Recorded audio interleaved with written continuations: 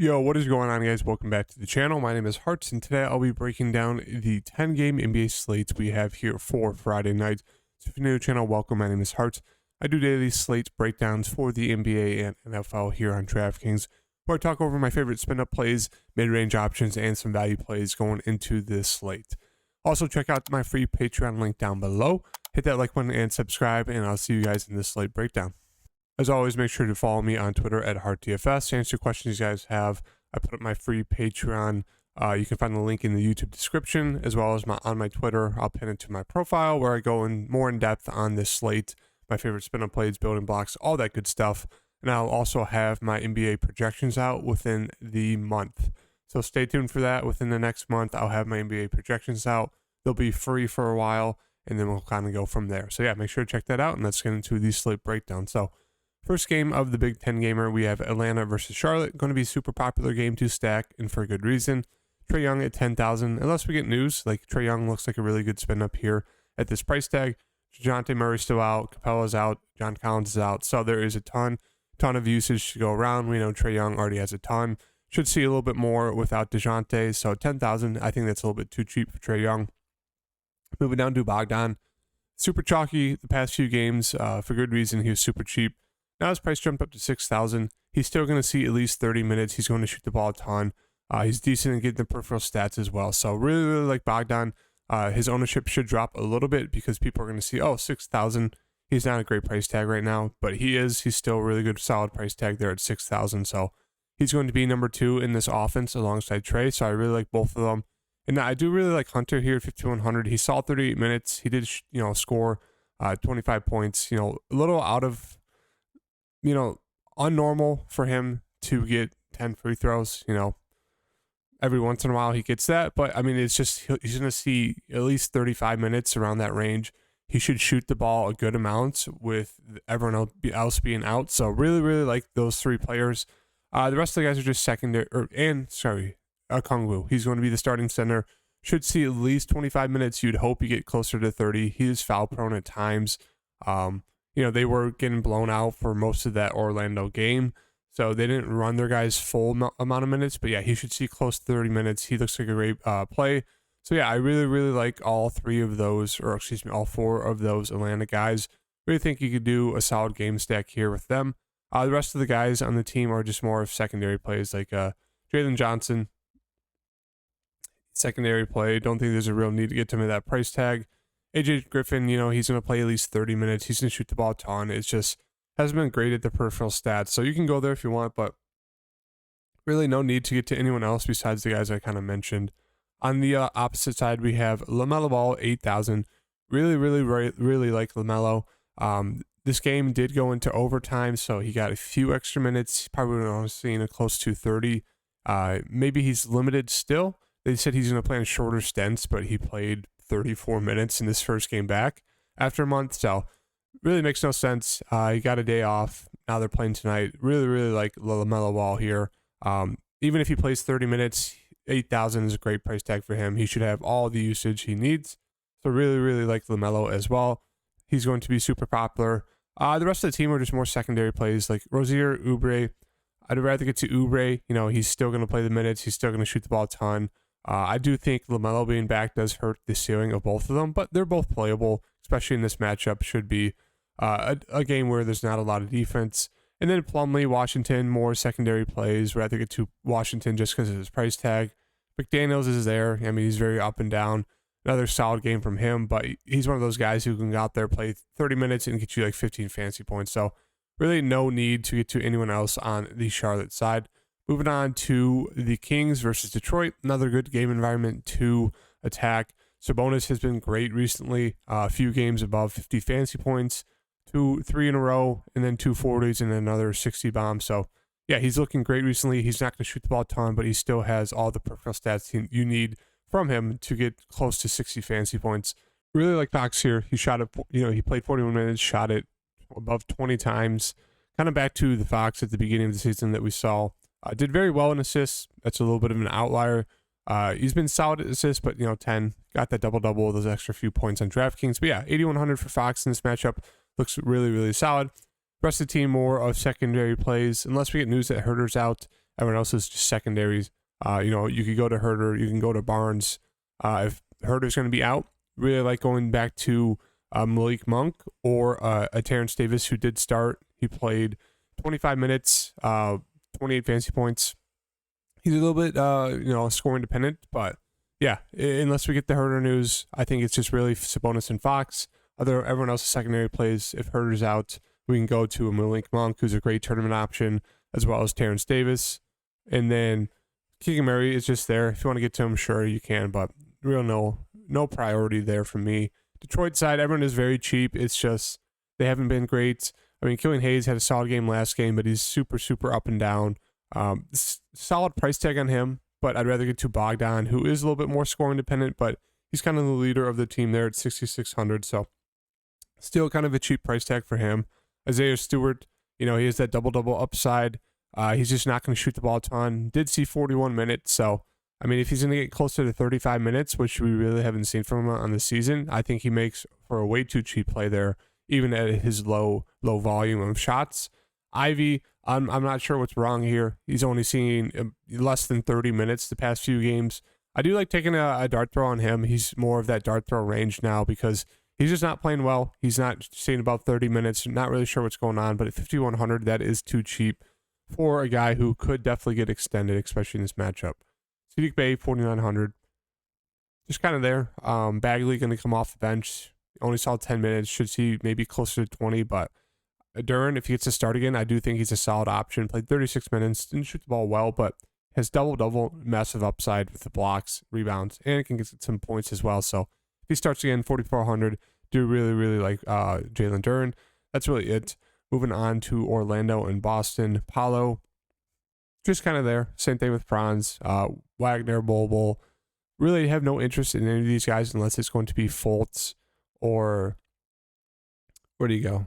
Fultz or Cole Anthony, the two guys right there around 5K. Cole Anthony's minutes have been in question recently. That game was a blowout, so he didn't get full run, but he should see close to 30 minutes. Solid point per minute guy. A little bit too cheap there at 5,000. Same thing with Fultz. Coming off a monster game. Can't really expect 4 steals and a block from him, but this is more of a normal Fultz game, I should say. 16 points, 7 rebounds. A little bit high in the assists, usually around 6, around that mark is going to be good for Fultz. But yeah, 5,100, do like going to him. Obviously, there's some blowout risk in this matchup. But yeah, those are the only guys I really like going to. Everyone else is just kind of secondary plays. For the Boston side, Tatum, Brown, they both look great. They're just a little bit too pricey in this matchup. You don't know if you're going to get full run. The big news is Smart is questionable. Same thing with Horford. Williams should be back. He should see at least 15 to 20 minutes. Not enough to play him there at 4,500.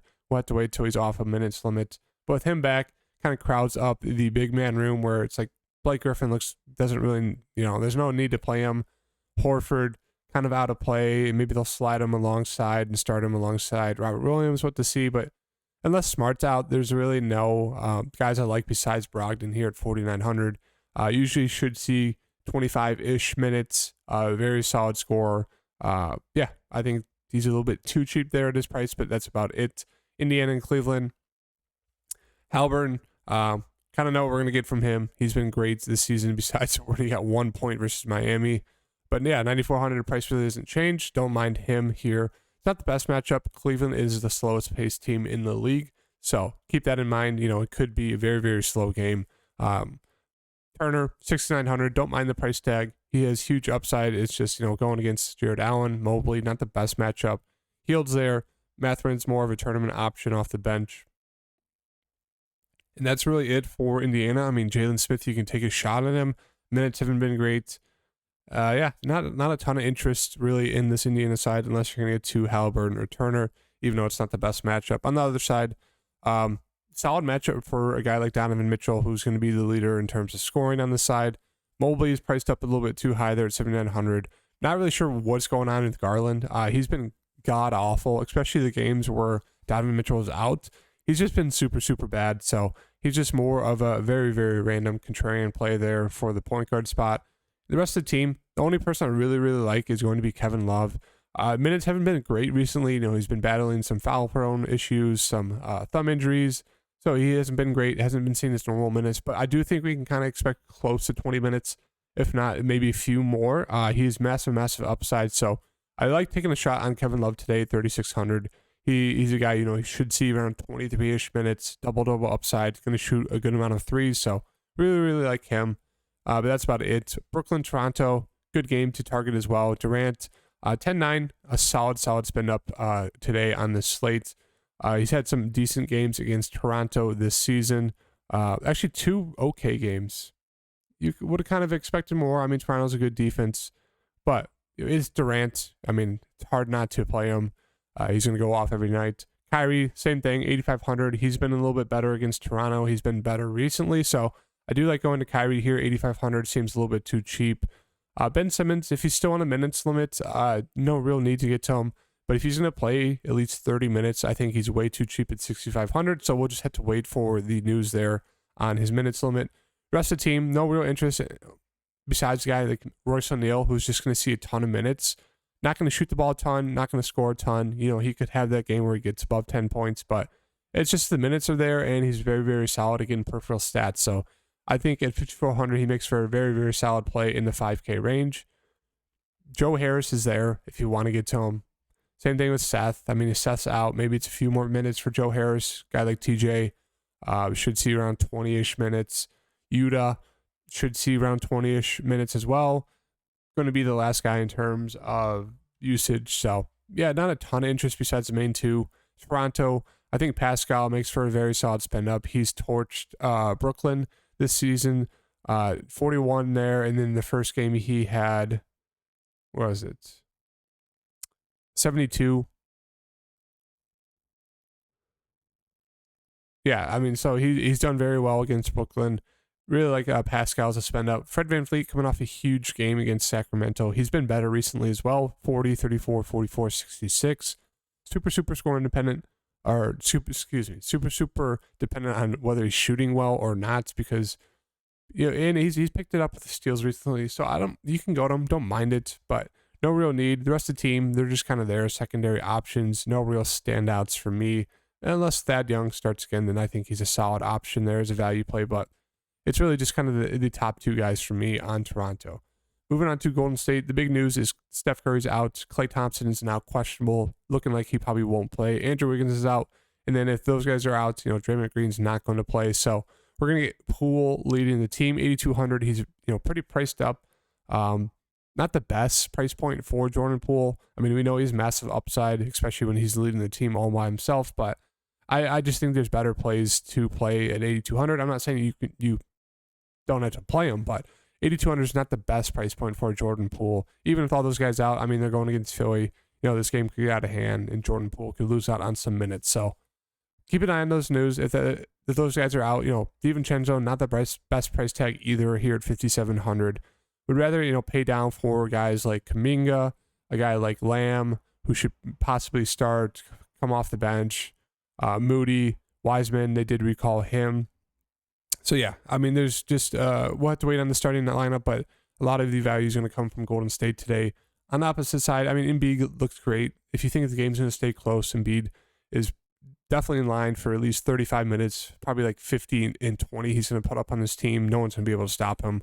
So Embiid looks great. Same thing with Harden. Do you trust that the game stays close? If you do, I think they look like two of the best spin-ups on the day. If you don't, then there's no need to get to anyone on this side for Philadelphia. Moving on to the last few games. New York and Chicago, they're coming off a game where they played each other the other day. Randall was great. 57 fantasy points. He put up 31, 13, and 7. Brunson, I talked about how I really liked him going against Chicago. He put up 37 and 2. Played 39 minutes. So I do think you can kind of expect the same amount of minutes for these top three guys for the Knicks. They're going to play a ton of minutes. I do think Brunson and Bear are a little bit too cheap. Randall's been the best of the three so far. So if I had to lean to one guy, it'd be Brunson. But, I mean, all three of them look decent. The Bulls, solid defensively in terms of stats, but they really just don't play defense. Robinson's there. Quickly's always a tournament option off the bench. He should play a good amount of minutes. Grimes is there as well. I mean, no real standouts for me in terms of value besides of, getting to one of the three guys. On the opposite side, DeRozan seems a little bit too cheap. He's been good recently in terms of scoring. 3 straight games, 25 or more. 4 straight. Levine going to be the most inconsistent, but he has a huge ceiling if he can hit a shot. Vooch, just there. I think he'd be my favorite actually out of these 3. But yeah, I think all 3 of them definitely worth getting a piece of one maybe. Pat Williams is going to be solid value here at 4,000. Saw 40 minutes. Crusoe's just there. White, same thing. They're just, 2 value plays, tournament options, but they have really, really low floors if they're not hitting their shots or scoring for you. And if DeSumo's back, you cut into some minutes for a guy like Kobe White. Dragic, there. No real need to get to really anyone on this team besides Pat Williams' value or one of the top 3 guys. Moving on to Minnesota. Towns is still out, so we know Anthony Edwards is going to lead the team. 8,900. Decent price tag for Ant-Man. Don't mind it. D'Lo is questionable. He missed the last game. If he's back, 7,600. A solid price for D'Lo. He does have some upside being that secondary scorer alongside Ant-Man. Rudy, he's been decent. Don't mind him here at 7,600. Just no real standout price point plays for me. I mean, Kyle Anderson's kind of priced up.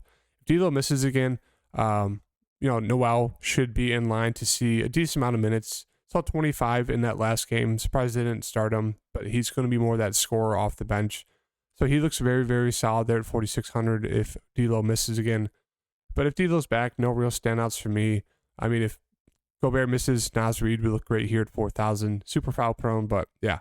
We'll have to kind of wait on that news as well. I know it's a little bit later from the start of the games, but I do think it's worth kind of setting up your lineup to at least play for maybe the potential that Gobert is out, because Naz Reid would be a great play at the center spot. Opposite side, it's really just SGA for me. I mean, everyone else on this team is just very, very inconsistent in terms of their minutes. I mean, Giddey has some upside. Same thing with Dort, but it's just hard to trust the coach with who he's going to play. I mean, the only guy who's going to play the whole game is going to be SGA. I mean, Basley's there for value if he starts again. He looks solid at 3,500 because JRE is still out. Poku's minutes are just all over the place. So, yeah, it's really just if Basley starts, solid value, and then SGA, and that's really it for me. Moving on to Portland, Dame has been fantastic recently. A little bit of a pace down spot here versus Dallas, but I mean, Dame has been 35 or more real life points in the past 4 games. Shooting the ball, great. So if you want to ride the hot streak here with Dame, price is pretty solid there at 10.3. Rest of the team, just more secondary plays, no real standouts. Winslow is a solid value option coming off a bad game, but, should see mid-20s minutes, maybe a little bit more. But yeah, I mean, no real standouts besides, riding the hot streak with Dame. On the Dallas side, Luka 12-3, if you can get up to him. Obviously, we know we're getting from Luka. Christian Wood has finally dropped down to like a reasonable price, so I don't mind taking a dart throw on him in tournaments. Otherwise, no real standouts for me on this side. I mean, Hardaway Jr. has some upside. It's just, as you can see, he has a very, very low floor if he's not hitting his shots and getting off to a good start. The big man, I mean, DFS should have a little bit more minutes, secured minutes with Kleber out, but they'll just run a decent amount of guys off the bench who are all very, very, very low usage guys. And then Denver and LA should be a great game here. Jokic, he's been on a tear recently, so you can definitely get to him. 2 80-point fantasy games back to back. 11.9 at the best price tag. A little bit of blowout risk going against LA. They've been good recently, but they could always just look terrible and not hit their shots. I'd say really, Murray is going to be the only interest for me on this side. Bruce Brown's price has dropped a good amount. You could always get to him. He's kind of like a Royce O'Neal play. Otherwise, yeah, I mean, no real interest for me on this Denver side besides the 2 guys at the top. Aaron Gordon, looks solid. It should be a decent matchup for him, so you can definitely get to him. And then Lakers side, it's really just the 2 guys at the top. Russell as like a tournament option, and that's really it. I mean, there's no need to get to these value guys. Sure, one of them could have a solid game, but with all the other value potentially open up on the board for this slate, there's no real need to get to these Lakers guys. It's really just the top 3, and that's really it for me. So yeah, stay tuned for my NBA write-up later today. But yeah, there's a good amount of options today. Some good options that are very, very cheap. Atlanta, as I mentioned, Sacramento, Detroit's a solid game. Cleveland and Indiana is an interesting game, but Brooklyn, Toronto, Golden State is going to have a ton of value. So yeah, stay tuned for the injury news. my write-up, and I'll see you guys in the next video. Peace.